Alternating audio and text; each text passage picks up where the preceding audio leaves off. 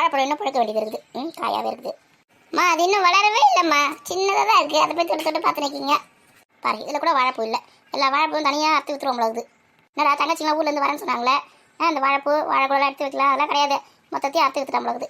நல்ல மாதிரியே வாழைத்தரத்தில் போய் உங்களுக்கு என்ன வேணுமோ அறுத்துக்குங்கம்மா அப்படின்னு சொல்லிட்டு போயிருக்கலாம். உன்னை பற்றி எனக்கு தெரியாதா? தங்கச்சிங்க தின்னா கண்ணில் அப்படியே ரத்தம் வழியுமே. ஒரு கோழி எவ்வளோ பெருசு இருக்குது, ஒரு 6 ஐட்டுக்கு இருக்குது. எப்படியும் 500 ரூபாய்க்கு மேலே போகும்னு நினைக்கிறேன். விற்கிற காசுல என்ன தான் பண்ணுறானோ. அம்மா வாழைப்பூ கேட்டிங்களே, எங்கே இருக்குமா வாழைப்பூ? இருக்கட்டும் அது வரேன். இது கருப்புற வழியா இல்லை மஞ்சள் வாழையை தெரியல. காயந்த கூட பரவாயில்ல. அறுத்து எடுத்துன்னு போயிட்டு வச்சுட்டு 2 நாள் கழிச்சு பழுத்துரும். வரதே ஏன் வாழை சொல்லுவேன். அம்மா இங்கே என்ன பண்ணுறீங்க? இல்லை வாழைப்பூட அறுக்கலான்னு பார்த்து இருக்கேன்டா.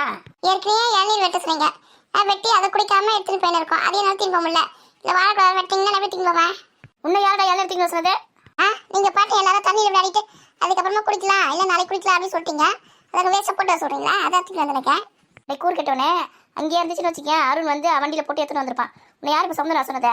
எனக்கு சொன்னதே தெரியா? ஆமாம், எல்லாம் உங்களுக்கு சொல்லின்னு இருப்பாங்க. அந்த இளநீர் அப்படியே கீழே போடு. கீழே போட்டுட்டு ஒரு 2 குலை வாழை வெட்டு. அதுக்கப்புறம் நான் 4 பூவை பார்த்து வெட்டிக்கோ. பம்பு செட்டு கூட்டு போகிற சொல்லிட்டு தானே கூட்டு வந்தீங்க. இங்கே வந்து வாழை கொலை வெட்டு வாழைப்பூ வெட்டு சொல்லி நிற்கிங்க. பள்ளியில் நீ கேட்க மாட்டியா? ஆமாம்மா, பம்பு செட்டு கூட்டு போகிற சொல்லிட்டு கூட்டு வந்தீங்க. போகலாம், இருடா. இப்போ மணி ஆகி போச்சு, அப்புறம் பொழுது போச்சு, வீட்டுக்கு போகலாம் வாங்க அப்படின்னு சொல்லிட்டு கொடுக்க வச்சு சத்தியமாக நான் வரவே மாட்டேன். இங்கே தான் வந்து போயிருப்பேன். இங்கேயே இருக்க போறியா? தோட்டத்துக்கு காவலாக இருக்க போறியா? ஆமாம், வீட்டுக்கே வர மாட்டேன். நைட்டுக்கு பாம்பு தேள் பூரா பள்ளி எல்லாம் வந்து சதீஷை பார்க்கறதுக்கு வரப்போகுது. வந்து என்னப்பா புது விருந்தாளியாக இருக்கே, தோட்டத்தை பார்த்துக்கு வந்திருக்கியா அப்படின்னு சொல்லி கேட்க போகுது. வரட்டும், பரவாயில்ல. அப்புறம் இளநீர் கொடுக்கறதுக்கு பேய் பிசாசிலாம் கூட வந்தாலும் வரும். இதே பேய் வருமா? இம்மா இந்த தோட்டத்தில் பேய் இருக்கா? ஆமாம் இருக்கே, 3 பேய் இருக்கு. எனக்கு பயமாக இருக்குமா, சும்மா வேடாதீங்கம்மா. ஒரு பேய் பேர் வந்து சதீஷ், இன்னொரு பேய் பேர் வந்து சஞ்சு, இன்னொரு பேய் பேர் வந்து ராதிகா. இப்போ நீங்கள் விளையாடி இருப்பீங்கம்மா. சரி, அந்த இளநீர் அப்படி இங்கே போடு. அருண்கிட்ட சொல்லி யாருக்கு சொல்லலாம் இந்த வாழைக்குலை வாழைப்பூலாம். ஆமாம், இங்கே யார்? அருண் மாமா தானே? அங்கே பெரியம்மா கூட பெரியம்மா பசங்க கூட பேசி சிரிச்சு நம்ம போயிருக்காங்க.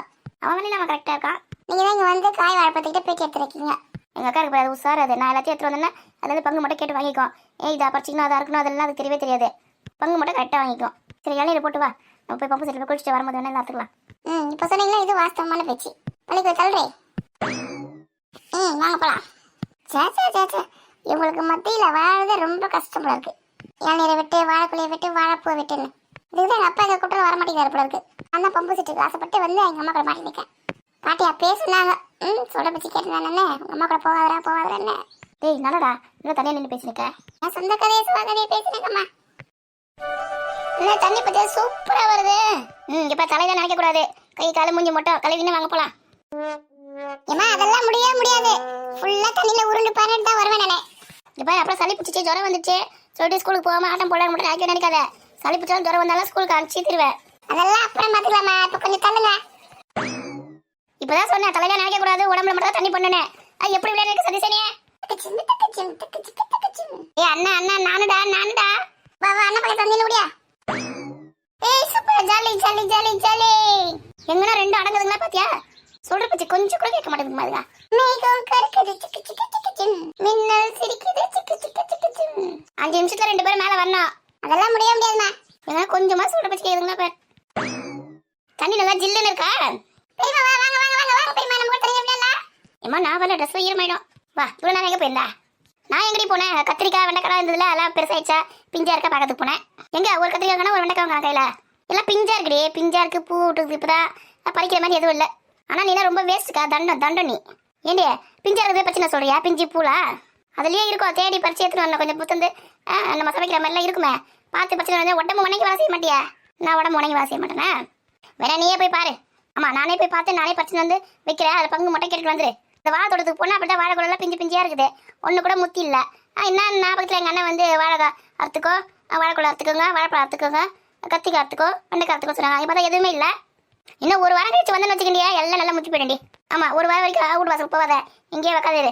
கத்திரிக்காய்ப்பா முத்தம் வெண்டைக்காய்ப்பா முத்துன்னு அண்ணன் சொன்ன பச்சை வந்து கொடுக்கண்டியே. நம்ம ஊருக்கு கிளம்பலாம் என்ன? அண்ணன் சொன்ன வச்சுக்க, அண்ணன் பச்சை வந்து கொடுக்கும். இது வீட்டில் சொல்லி நம்ம இவ்வளோ தூரம் வந்திருக்க மாட்டோம்ல. பெரிய பெருந்தன்மையாக போய் பறிச்சுக்கோன்னு சொல்லி அனுப்பிச்சு விட்டது. இதை வேற வண்டியில் வர எடுத்து விட்டுட்டு போச்சு. உங்களை பார்த்தா எல்லாம் பிஞ்சியா இருக்குது. ஏன்னா அதை எல்லாம் எடுத்து வந்துக்கலாம், ஏழு போதும் பாரு. உன்ன மாதிரியா இருக்குது பாரு நீ வளர்த்தது கூட.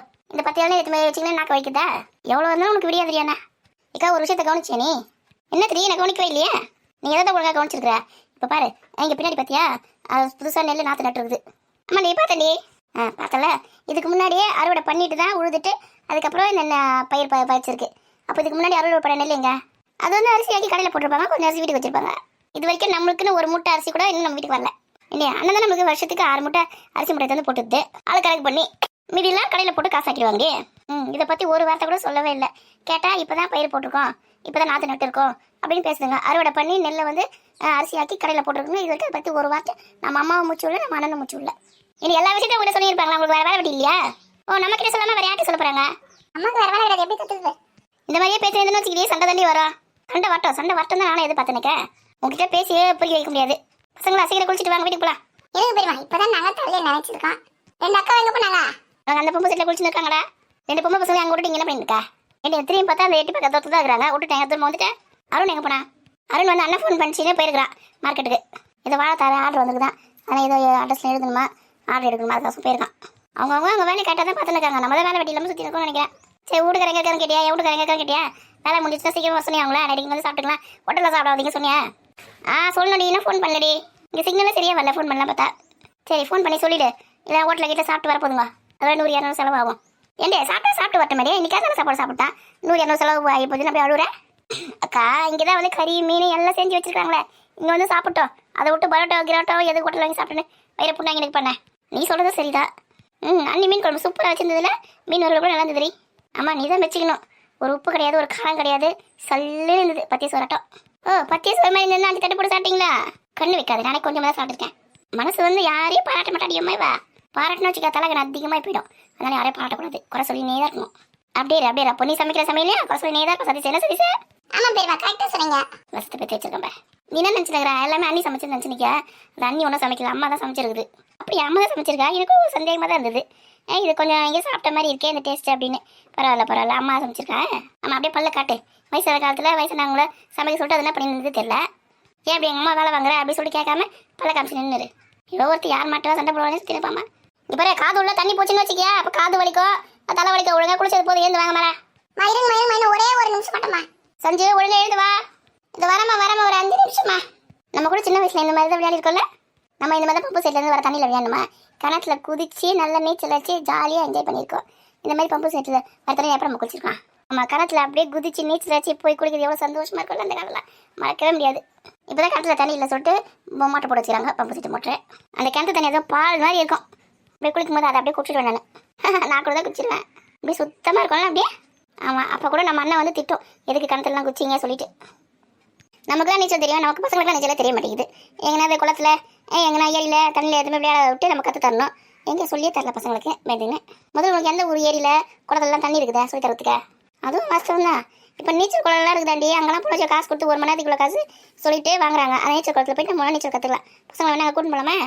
ஐயா வேணாக்கா, அதில் ஒரே பீச்சிங் போட்டு வச்சிருக்காங்க சொல்லியிருந்தாங்க. வேணா இந்த மாதிரி எங்கன்னா நம்ம ஊர்லேயே ஆற்றுல தண்ணி இருக்கான்னு பார்க்கலாம். அங்கே வேணா போயிட்டு போய் சொல்லி கொடுக்கலாம்.